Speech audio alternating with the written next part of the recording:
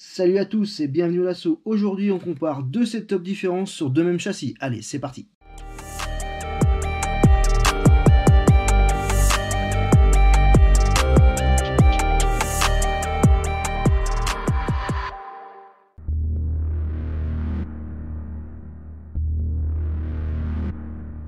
Aujourd'hui, petite comparaison de setup entre deux mêmes châssis. Là, j'ai l'occasion d'avoir le châssis de mon pote, donc je me suis dit pourquoi pas faire une petite vidéo pour vous montrer quelle différence ont ces deux châssis. Pourtant, c'est les deux mêmes, mais les réglages sont totalement différents et vous montrer quel comportement on peut avoir en fonction des réglages qu'on met sur ce châssis.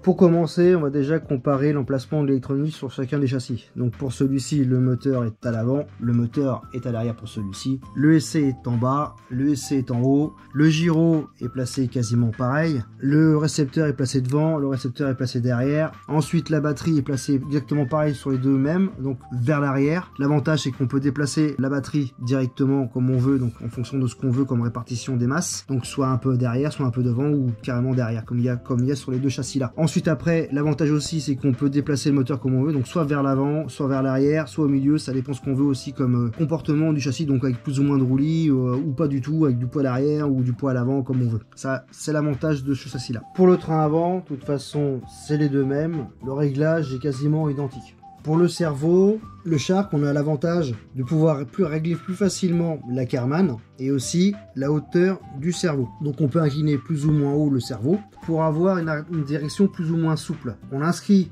un arc de cercle, donc plus on met d'inclinaison, plus on sera précis. Donc moi, j'ai essayé les deux, en haut, en bas, j'ai pas trouvé de différence. Si vous avez trouvé une différence, dites-le moi dans les commentaires. Ensuite, au niveau donc du carrossage de la chasse, ça c'est au choix. Je vais pas rentrer trop dans les détails parce que ici il y en a un qui a du KPI, d'autres qui en a pas. Donc de toute façon, je vous invite à aller voir le blog de Marcus qui est très détaillé par rapport à ça et puis qui vous explique. Pour finir sur le train avant, on va regarder un peu le débattement et aussi les amortisseurs. Donc les amortisseurs sont exactement les mêmes. C'est des Axon V2. Donc là avec chape longue, chape courte en bas, chape courte en bas. Il y en a un qui a beaucoup de débattement et d'autres pas. Donc celui-ci a beaucoup de débattement. Celui-ci, il en a pas. Il y a aussi le fait que là, la tour yoke est beaucoup plus basse que celle-là, donc forcément, il en a beaucoup plus, et celui-là, il n'en a pas. Après, c'est au choix. Il n'y a pas de mauvais réglage, dire qu'il en faut, il n'en faut pas.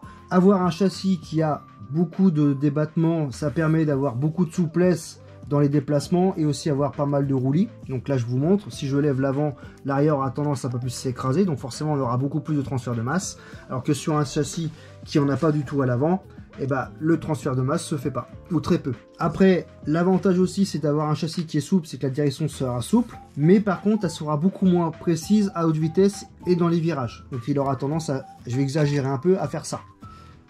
Alors que sur un châssis qui en a pas du tout ou presque, on sera beaucoup plus précis en virage et à haute vitesse.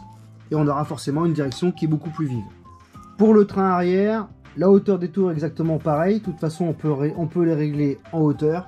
Donc des deux côtés, c'est exactement les mêmes. Ensuite après, au niveau des amortisseurs, de toute façon c'est pareil, donc chapeau de chapeau. Par contre vous voyez, là sur celui-ci c'est l'échappe très longue en bas, pour avoir un maximum de débattement. Alors que là, il a l'échappe moyenne pour avoir un tout petit peu de débattement. Je vais pas non plus détailler pourquoi il y en a qui en a plus et machin, c'est en fonction des réglages, c'est en fonction des choix aussi du pilotage et du comportement qu'on veut avoir. Après l'inclinaison des amortisseurs, c'est en fonction si on veut du grip ou plus ou moins de grip ou pas. Donc ça après ça dépend de plein de choses. Ça dépend aussi où on roule. Pour le pincement, c'est pareil. Le pincement est aussi un peu au choix. Donc plus on va avoir de pincement, plus on va avoir de la traction. Par contre, il aura tendance plus vite à décrocher. Alors que si on met un peu moins de pincement, traiter un petit peu moins, par contre, il aura moins tendance à décrocher. L'inclinaison des biellettes, j'ai fait une vidéo justement sur le comportement que peut avoir le train arrière sur l'inclinaison des biellettes. Donc je vous invite aussi à la voir. Donc je la mettrai ici là. Pour finir cette comparaison, il n'y a pas de bon ou de mauvais réglage. Ça dépend ce qu'on veut faire avec le châssis. Si on veut un châssis loisir, on n'aura pas les mêmes exigences que si on veut avoir un châssis compétitif. Donc après, c'est à vous de voir. Un châssis aussi, il doit être adapté à la main. Forcément, les réglages vont être différents. Et au fur et à mesure qu'on prend de l'expérience, forcément, on va affiner ces réglages. Donc de toute façon, une règle d'or en RC, c'est que quand on commence à régler, il ne faut jamais tout dérégler en même temps. Surtout pour les débutants. Si vous voulez régler votre châssis, commencez soit par l'avant, soit par l'arrière. Une fois que vous avez trouvé le bon compromis, soit à l'avant, soit à l'arrière, vous réglez l'autre train. C'est une règle d'or. Si vous avez des questions, n'hésitez pas à les mettre en commentaire. Et puis moi, je vous dis à la prochaine, les amis.